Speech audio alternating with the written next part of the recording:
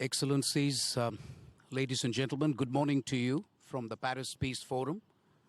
And greetings to those, can you hear me? Yeah? Okay. Greetings to those who are following the event online.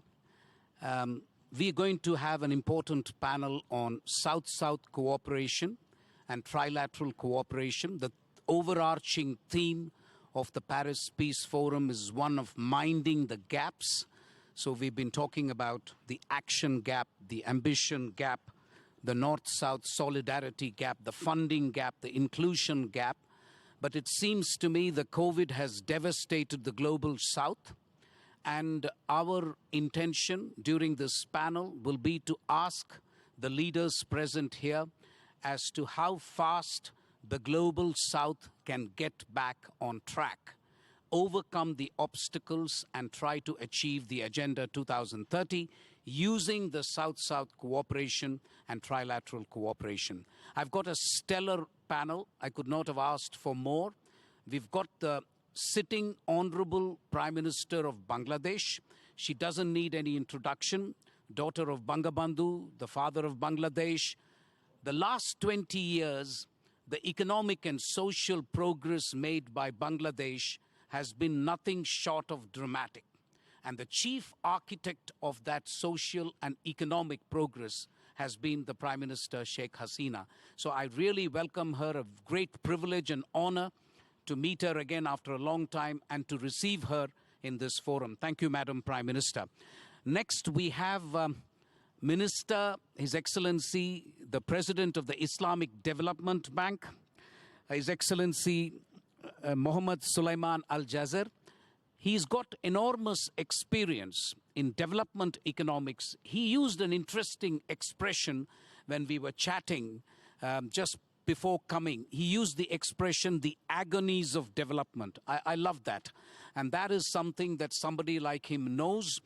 We wanted a banker's perspective because the Islamic Development Bank is a key player in pursuing, in trying to encourage South-South cooperation and trilateral cooperation. A warm welcome to you, sir.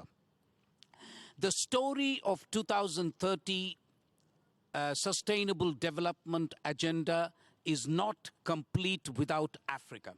So I'm particularly happy that we have the former president of Niger, President Mahamadou Issoufou, and he, after stepping down after 2 terms as president, a man of great integrity, now has a foundation. I'm particularly delighted because he's a person who knows the problems on the ground in Africa. And we need somebody like that who can tell us how South-South cooperation and trilateral cooperation can be pursued in this gigantic continent of Africa. I dare say, without Africa and South Asia, there is no 2030 Sustainable Development Agenda, as far as I'm concerned. So it's wonderful to have the Prime Minister of Bangladesh and the former President of Niger, and to have, for an additional perspective, the President of the Islamic Development Bank. I will begin by posing my question to the Honorable Prime Minister of Bangladesh. 5 minutes is what I'm requesting of all my participants. We have a video message from the administrator of UNDP, Steiner, and we will also see the UN perspective, if you like. Let me begin by asking you, Madam Prime Minister, that Bangladesh was doing very, very well before the COVID struck. COVID has affected all countries, not just Bangladesh. It's affected every single country belonging to the global South. My question to you is, do you think these problems now can be challenged in Bangladesh by using South-South cooperation and trilateral cooperation? And if I can request you, what is the time frame within which our countries, Bangladesh, India, other countries, can get out of this crisis? We are looking at 1 year, 2 years, 3 years, if I can request you to speculate. But basically, I want you to address the challenges that Bangladesh faces in the post-COVID context. The floor is yours, Madam Prime Minister. Thank you very much. It's nice to see you after a long time. And the issue you have mentioned is very, very important, especially at this moment. But first of all, allow me to take floor to speak about the South-South cooperation. Excellencies, ladies and gentlemen, Assalamu alaikum, good morning to you all.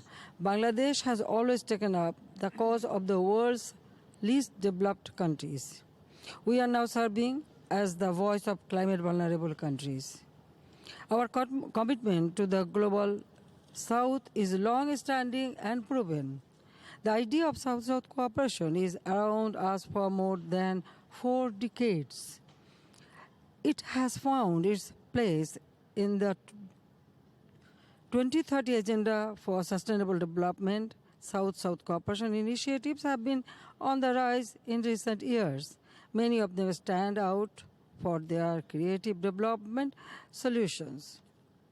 Yet, South-South cooperation tends to take a backseat in international development discourse. It has been hard to change the traditional thinking and narratives around international development cooperation. As such, many potential South-South cooperation projects remain underfunded. The idea of triangular cooperation has not lived up to its potentials. This gap needs to be addressed. There are some compelling reasons for that. Many developed countries still fall behind their international agreed development commitments. For them, supporting South-South development cooperation programs can be one way of realizing their own commitments. A good number of homegrown development solutions are already available in the Global South. With additional financing, many of these solutions can be implemented and scaled up across other developing countries. This can help avoid reinventing the solution in the name of technical assistance. There are better chances for South-South cooperation to respond directly to national development priorities. The financing and technological support of the North can help enhance the transparency and cost effectiveness of South-South cooperation programs. We now witness an uneven response to globalization around the world during the COVID-19 pandemic. We have seen international governance system failing millions of people in the Global South.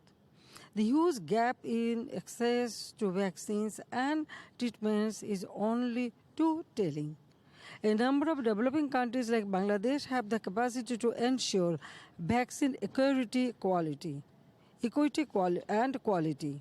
We need support with technical know-how or TRIPS waiver to go into large-scale vaccine production for sharing vaccines with the rest of the world. From Bangladesh, we have been reaching out to a number of friendly countries with emergency medical supply and other provisions during the pandemic. In one case, we sent out our trained workforce to administer the vaccines. We have been working on sharing our own development experience with other countries for many years now. Our achievements in agriculture, community healthcare, non-formal education, reproductive health, disaster management, microfinancing, and micro-savings have reached out in other parts of the world. Building on our work in the last 20 years, we have offered to engage in humanitarian assistance for the brotherly Afghan people under UN initiatives. We have also been contributing to human resource development over the years for some of our neighboring countries. With UNDP support, our work on community-level digital services and public service innovations is being shared with a number of countries in the Global South. Some of our climate adaptation methods are gaining increased attention in the North.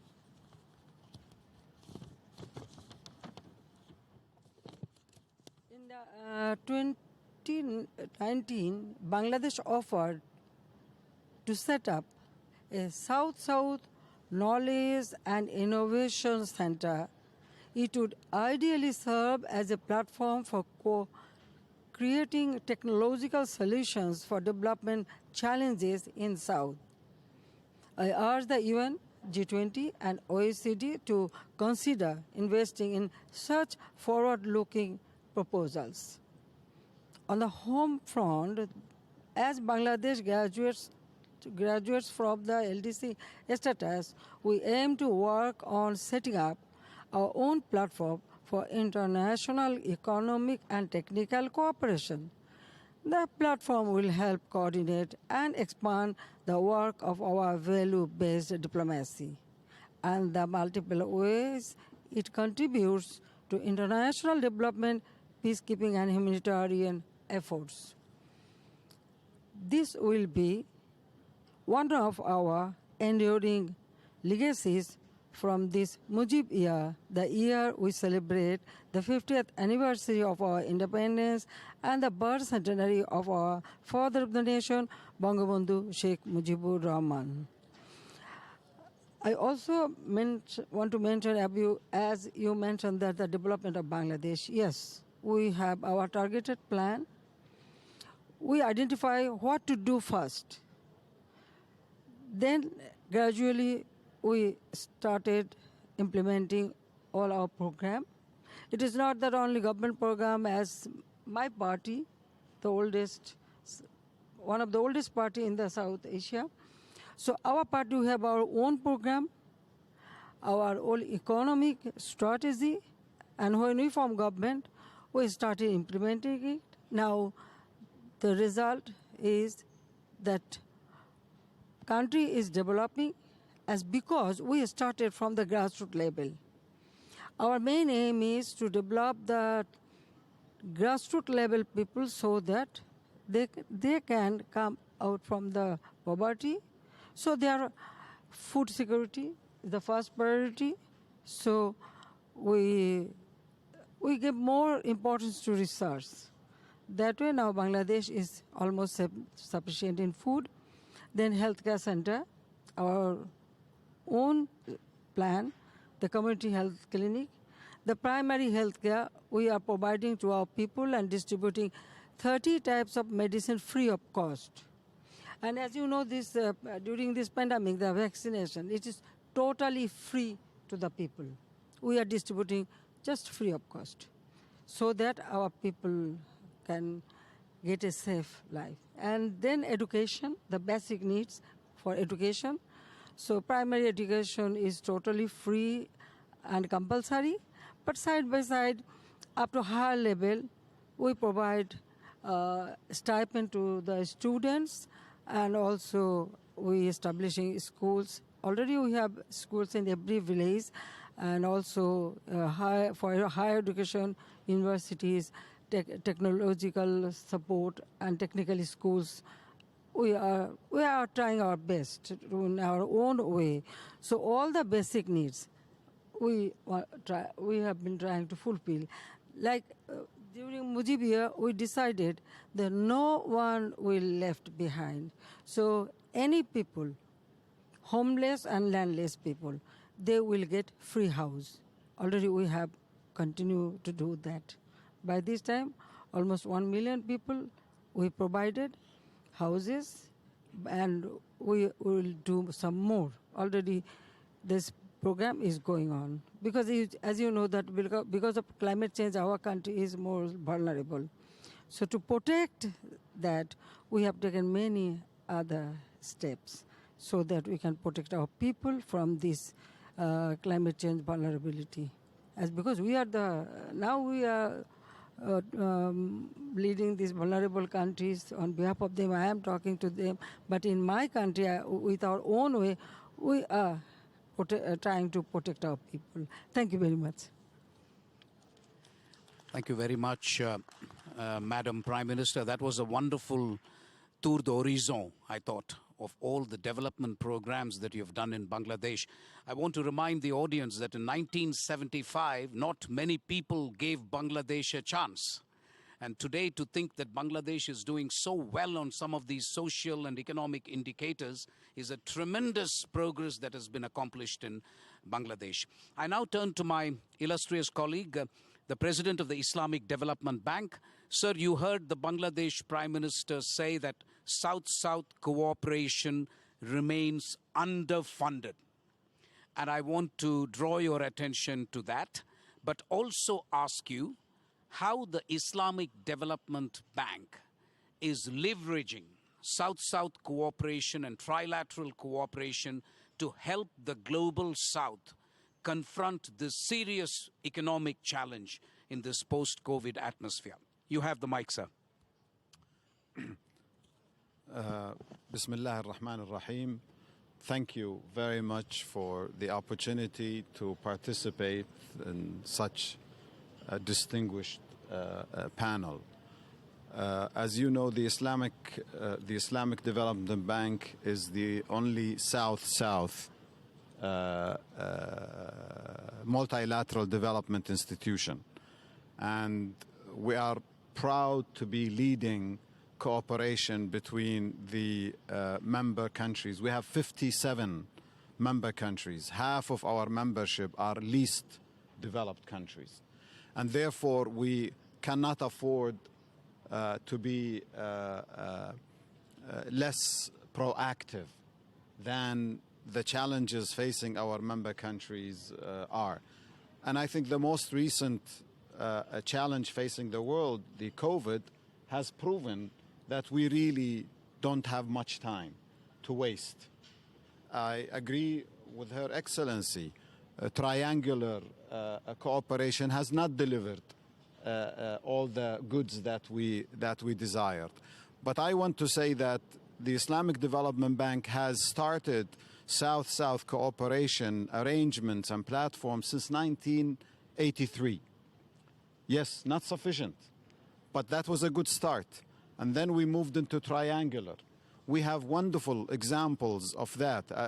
The Pasteur Institute in Dakar, for example, we have helped open up in other African countries. We have also utilized the capacities available in one member country like Tunisia for fighting the blindness in Africa.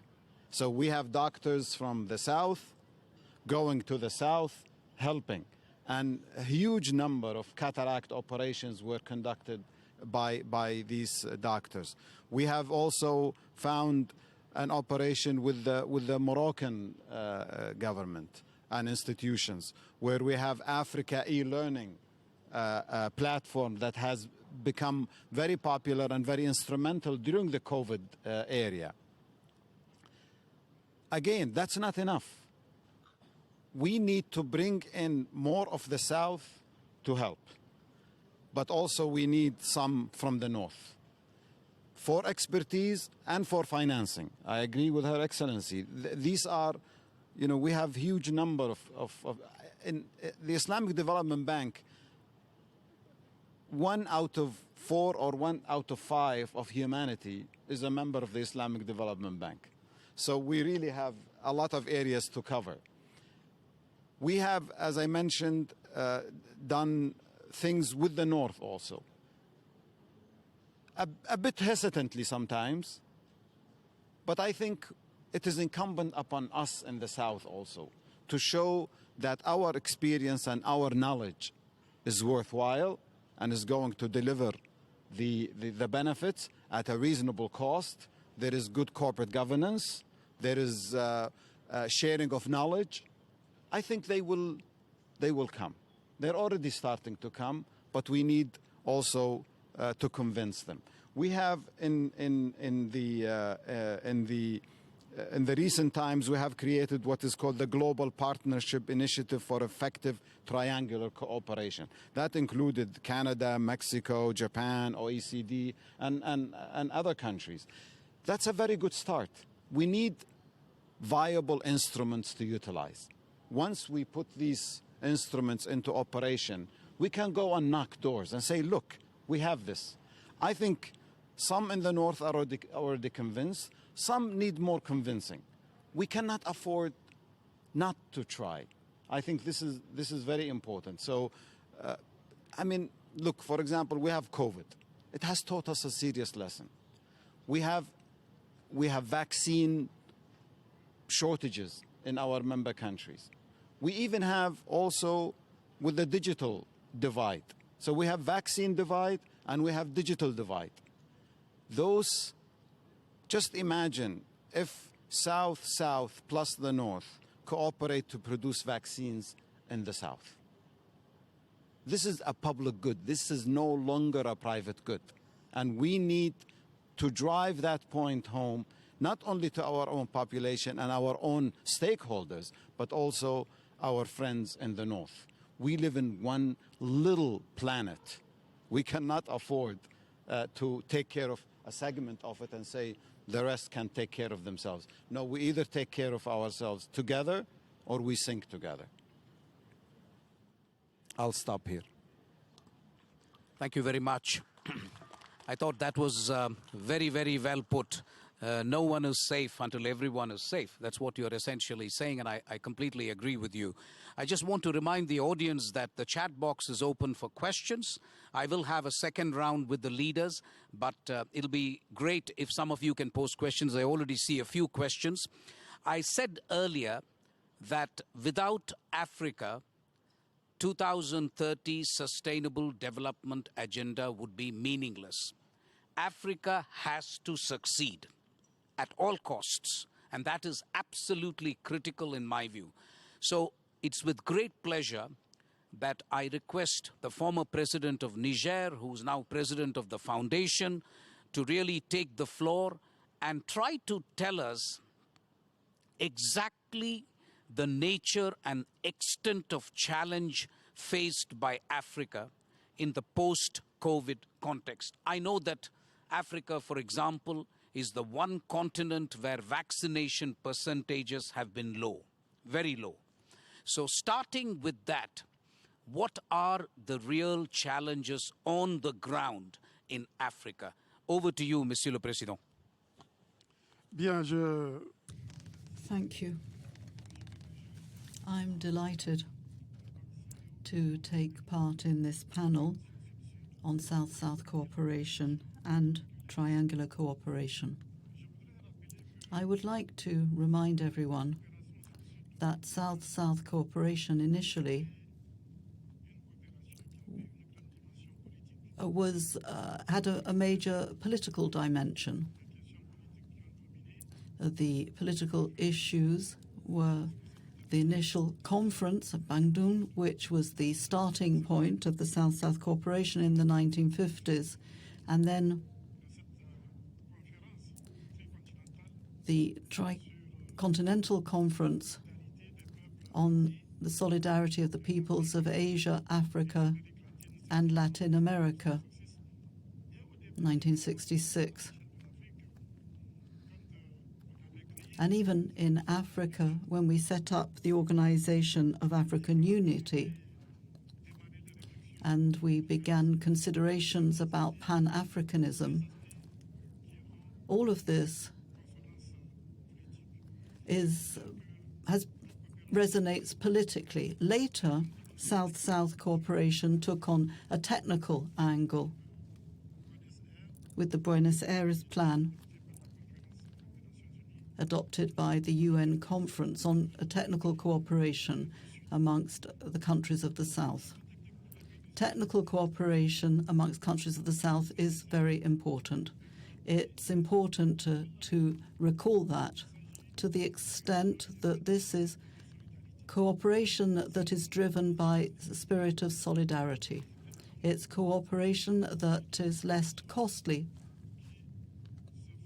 and it's cooperation that is undertaken on the basis of an equal partnership, a partnership amongst equals. So for us, in the countries in the South, it was a good way to combat poverty and inequalities. In March 2009, stock was taken of 40 years of South-South cooperation. What emerges from that is that the South, the countries of the South, represent more than half of global economic growth. They contribute about 1/3 of foreign development investment and direct investment, and about 25% of global trade. I'm convinced that the South's part in the global economy is going to grow. In other words, the South has a major role to play in the 21st century, and the 21st century will be the century of South-South cooperation. South-South cooperation concerns all sectors today. Initially, it was mainly political in nature, then technical, but now it covers security, economics, social affairs, cultural affairs, the environment, climate, etc. The emphasis has to be put increasingly on this cooperation between the countries of the South. You asked me more specifically about Africa. Africa is confronted with many challenges: the challenge of poverty, the challenge of climate change, security, but also the challenge of demographics. If we are to rise to these challenges, we have to be determined to implement the SDGs, and Africa is, and that's why we have an agenda, the Agenda 2063, the agenda of the Africa we want. In 2063, we'll be celebrating the centenary of independence and also the creation of the Organization of African Unity. We have a number of plans, 10-year plans. We're in the first of those, 2013-2023. The agenda contains projects and programs, of which there's the African Continent Free Trade Area. This is an excellent example of South-South cooperation. This is a major project. Another one is the development of infrastructure in Africa. Africa needs road infrastructure, railways, energy infrastructure, telecommunications, airports, ports. In this agenda, Africa has elaborated a plan for industrial development of the continent and the development of supply chains in Africa, so that we are not just a source of raw materials. We are still in the colonial pattern. We export raw materials and we import manufactured goods. We have to put an end to that status. Africa has set out in Agenda 2063 the development, the industrial development of the continent, processing and transforming our raw materials in the continent. We also have an agricultural development program, because Africa has a large share of arable land in Africa, and yet we import cereals to the tune of more than 5 billion. We need to put an end to that. How are we going to implement this agenda and also the SDGs? Well, to do that, we need South-South cooperation. We need triangular cooperation also. You said that I was the president of Niger for 10 years, 2011 to 2021, and I know that Niger benefited hugely from South-South cooperation to help us meet the many challenges our population are up against. Security, for instance, let me take that example. In order to face and combat terrorism, we had to share capacities in the Sahel, setting up the G5 Sahel with Mali, Mauritania, Burkina Faso, and Chad and Niger. We have shared our operational capacities and our intelligence capacities so that we were able to cope with the rise of terrorism in this area. So this was South-South cooperation in security, but we have also called upon triangular cooperation because some countries of the North intervened, France and the US, for instance, in order to help us fight terrorism. So Niger has benefited from this. We also have the demographic challenge in Niger. And South-South cooperation has been helpful there too. Our objective is to create the right conditions for a demographic transition, not just in Niger, but in the whole of the African continent. It's not possible to have the current pace of demographic growth. It is unfortunately a time bomb for us. Population is a source of wealth, but if the growth is too fast, then it can be a source of weakness. So we are dealing with the demographic crisis, and to do so, we are investing hugely in human capital, education and health, especially education of young girls, because what is behind demographic growth in Africa, particularly in Niger, it's early childhood marriage. Girls who are married off at the age of 12, and then at 12 or 13 they have their first child. And this is what is fueling exponential demographic growth. So we need to keep girls in school for as long as possible, at least until the age of 16.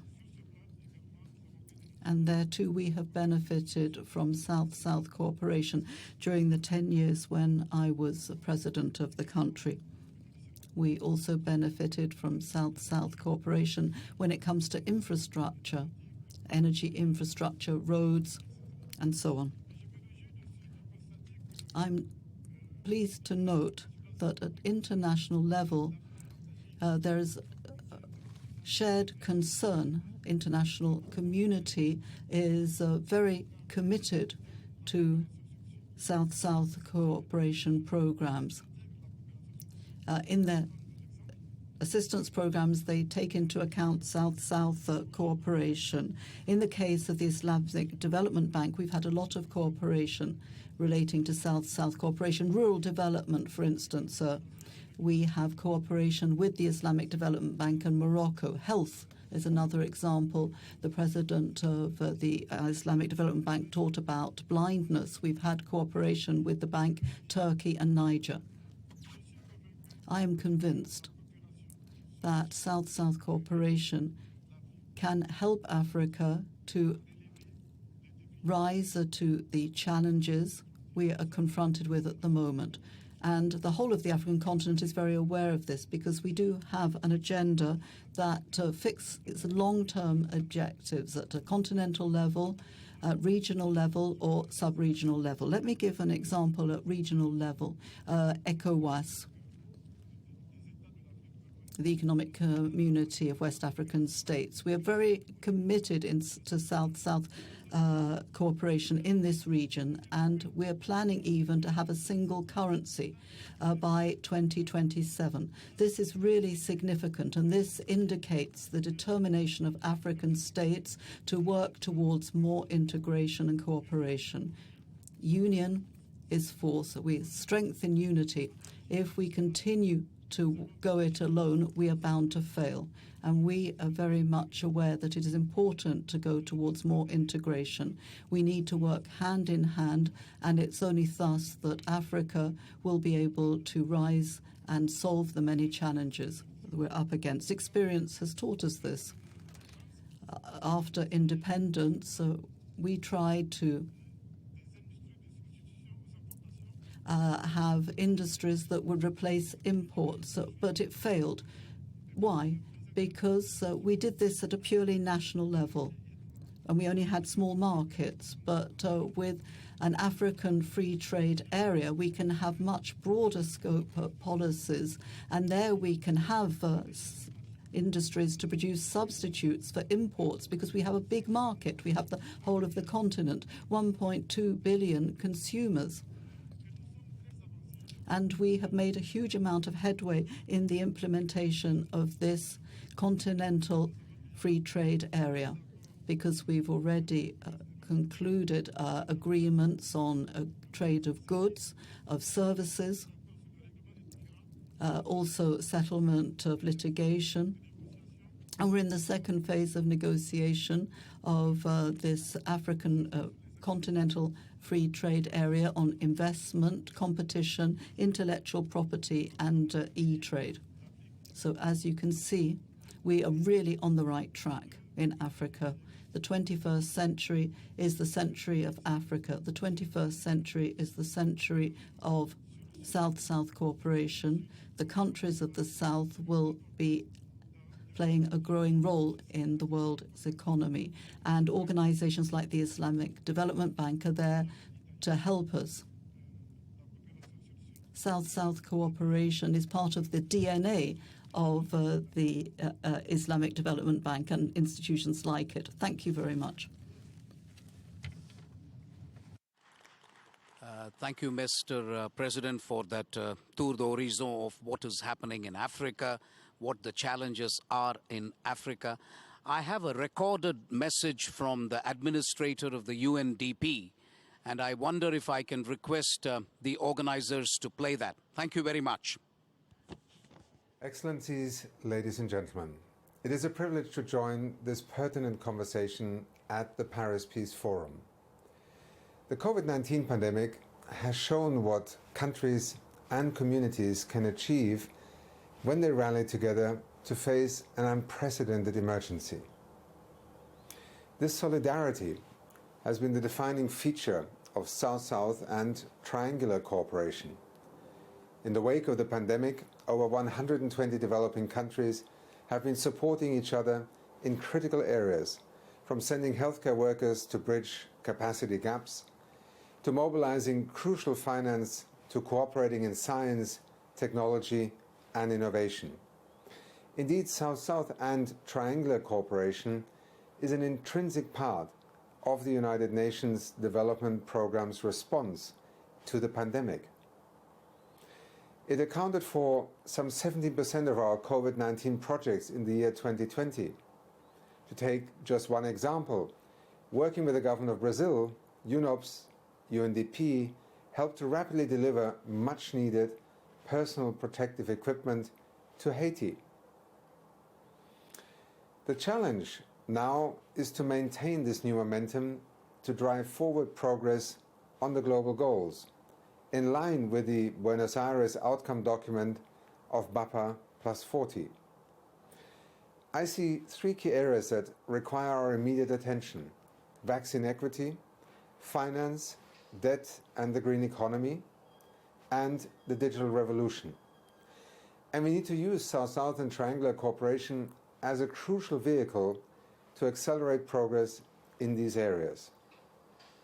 Firstly, on vaccines. At present, just 1 in 18 people in low-income countries have received at least one dose of the vaccine.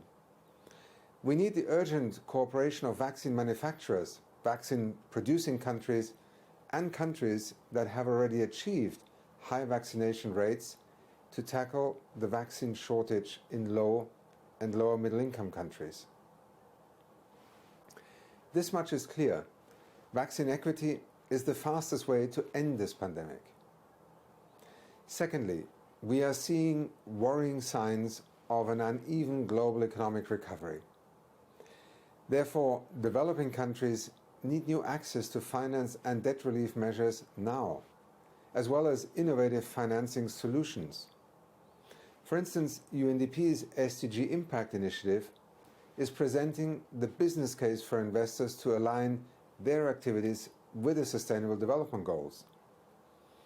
In 2020, Mexico became the first country in the world to issue a sovereign SDG bond with the support of SDG Impact in UNDP. There is a clear need for more knowledge sharing on such groundbreaking solutions.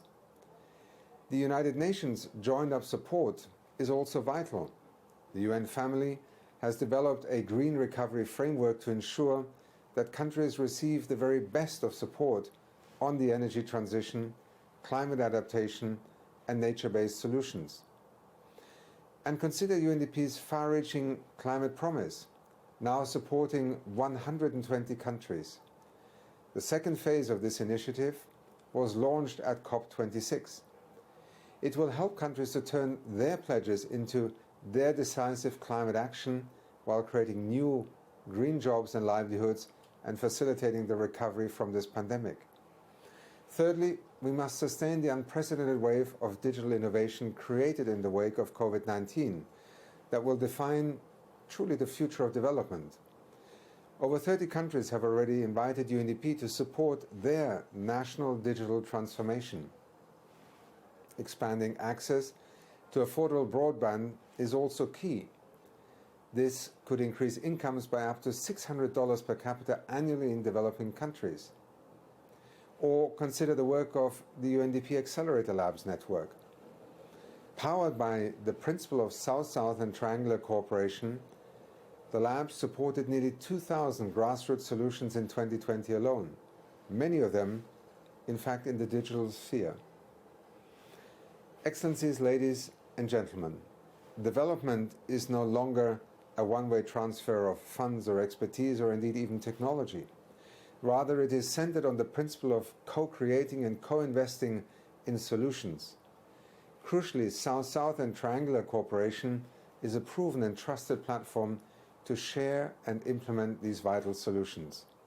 At the United Nations Development Programme, we are proud to host the UN Office for South-South Cooperation. Guided by our new strategic plan, which begins in 2022, we will continue to leverage South-South and triangular cooperation as a key means to advance sustainable development. At this pivotal moment, the entire UN family and our partners continue to stand with the Global South. Together, we are supporting countries and communities to make the bold choices today that will benefit both people and planet for generations to come. Thank you. I wish to thank the administrator of the UNDP for his video message. We are barely left with 8 minutes, so if I can go to the last round of questions to my three illustrious interlocutors, panelists present here. I will begin with Her Excellency, the Honorable Prime Minister of Bangladesh. Because you are the only woman leader who is present on the panel, I cannot let you go without asking you about gender. In India, we noticed that women are more affected during the pandemic as compared to men. Even gender crimes have increased. And I know that Bangladesh has done extremely well in two areas. One, female labor participation, garment factories, but also other areas. And secondly, the education of the girl child.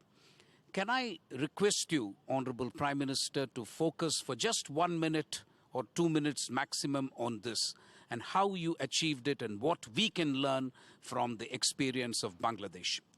Thank you very much.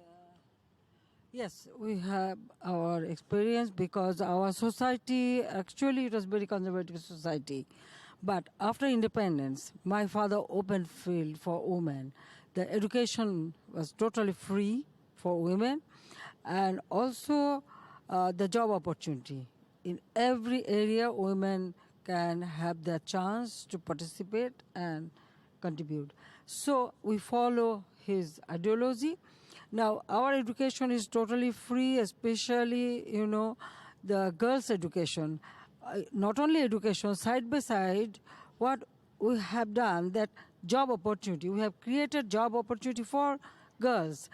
Unless you create job opportunity, then they will, parents will not allow. That is the reality. Now, our African leaders said about the child marriage.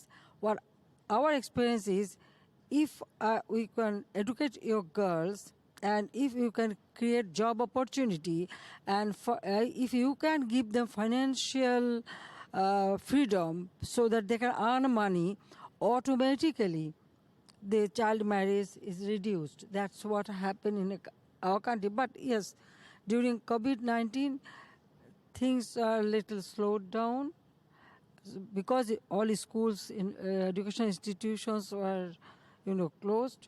But in the labor side, we have given stimulus packages to the industry, labor, our agriculture, farmer, and everywhere. And also, we spread money flow up to the village level so that people can earn their livelihood and they can live. So that way. So And job opportunity during my tenure, there are many areas where there was no women were allowed in the past. Let's say about our high court, our armed forces, our border forces, then many areas. So we open up everything. Now we can see that, yes, our girls are more expert. Sometimes they prove themselves experter than men. Thank you. It is true. And so I feel that if you want to develop a society, you cannot just keep half of the population aside.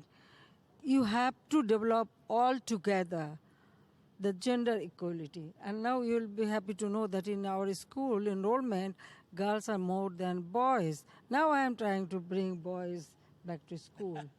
This is very reality. So that way I am trying. It's just at the beginning it was very difficult. Even in the sports, we face many problems. Even there are some area where girls are not allowed to play like football or other thing. But now things have been changed because I just changed my strategy from very beginning. I started it. Now everything is open to. Thank you, Thank Prime you. Minister. That's a fascinating account of how you can work from the grassroots and from a young age to help benefit and promote gender equality. To my colleague who's the president of the Islamic Development Bank, if there is one thing that you would like a aid or a development recipient to get right so that it will be easier for your bank to lend money to that country, what is the policy prescription that you're looking for? Are you looking for a framework where decisions are made in transparency? Because you must be having your own considerations for giving money.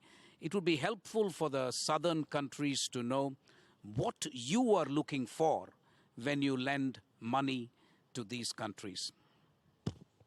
Excellent question, and I'm sure all bankers and multilateral development institutions are pondering this question all the time. PMOs, Project Management Office. We need that for all projects to go through a very diligent process of incubation, preparation, documentation before it is let out. Because one of the problems that a lot of developing countries have are with the execution of the projects.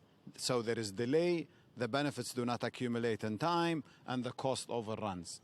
That is a challenge for development. And we in the Islamic Development Bank, we are being the only South-South institution also, I have to say, we're very cognizant of these difficulties, and we are helping our members build capacity to do that.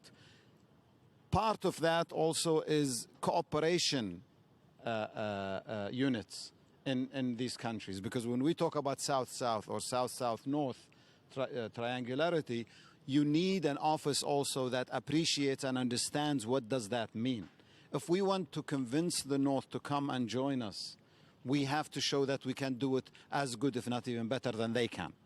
If we can't do that, then I think it will be very difficult for us to go and lecture them about the benefits of triangularism or South-South-North cooperation. The opportunities are great, our experiences are great, and we will be the advocate for the South in these transactions and in these operations. So the Islamic Development Bank is a South-South institution. We understand the agonies of development, and we are very ready to help alleviate those pains, but ensure that we have the implementation. Thank you very much, Mr. President. That's an excellent answer, and I hope people are listening, because you're absolutely spot on. You have to be even better than the North. I like that.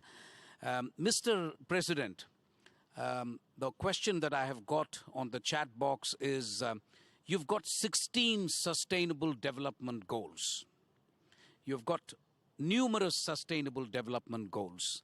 But if I request you to identify 2 or 3 sustainable development goals, which are absolutely critical for Africa, you've got health, you've got education, you've got poverty, you've got so many things. But if I request you, and taking advantage of your experience, vast experience as the former president of Niger, if I asked you for 2 or 3 things which should be considered on priority among the Sustainable Development Goals, what would they be? Well, thank you for that question. Now, let me try and answer it. I would say that for 10 years, I worked on a number of key matters of vital importance for the Niger population and that are reflected in the SDGs. These are: how can we fight poverty? How can we emerge from poverty? That's one of the cornerstone objectives in the list of SDGs. Fighting poverty obviously implies that you fight for education and health and so on. So poverty is a priority, poverty alleviation. Another priority is fighting inequalities. It's so important. Currently, inequalities are very marked in the world. Some people are saying that we are back to the level of inequality that we had prior to the First World War. And this is why I think that the model that we've had since the 80s, the so-called Washington Consensus, has run its course. We need to find another model. And perhaps the COVID-19 pandemic, which was a real shock for humankind, is a way of thinking about a new model where we might be able to reduce inequalities. And the other challenge that we're up against, especially in the Sahel region, is security.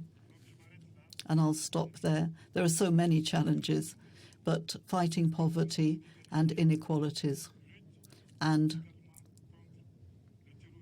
fighting terrorism to get more security. I should perhaps have added climate, which is, of course, a very topical issue, especially for the countries of the Sahel, which are very fragile. All of the issues I've just mentioned, poverty and so on, are all interlinked with terrorism and climate. They're all interwoven, and you need to deal with them as a whole. Thank you. Mr. President, it remains for me to conclude this session. I'm not going to pretend that I can sum up everything that the 3 panelists, outstanding panelists, have contributed, but I will say this much. I do not believe South-South cooperation and trilateral cooperation should be seen as a substitute for North-South cooperation. I should have made this point right at the beginning, but that should be clear to the audience. There is a moral imperative for North-South cooperation that should continue. We are talking about additional supplementary ways in which South-South cooperation and trilateral cooperation can help the global South confront the post-pandemic crisis. I think in terms of what is necessary, it is a no-brainer. Vaccine inequity has to be tackled. If you don't vaccinate everybody in the global South, you are not going to be able to put these countries on track to kind of achieve the global development agenda of SDG 2030. The second thing that I will say is we need to recalibrate the SDGs in the light of 2 years that have been lost. It'll be naive to think that all is well and that we will just vaccinate and everything will go back to normal. I think that's not going to happen. And I think countries in the global South, North, and the United Nations, and I'm glad the administrator of UNDP mentioned this, that we need to take stock. I'm not suggesting that we give up the dream of achieving all SDG goals by 2030, but I think there has to be constant assessment to make sure that countries of the global South are on track. So I will finish my intervention here. It just remains for me to thank from the bottom of my heart the Prime Minister of Bangladesh, President of the Islamic Development Bank, and the former President of Niger, as also the Administrator of UNDP. And thank you very much for your attention and patience. Thank you.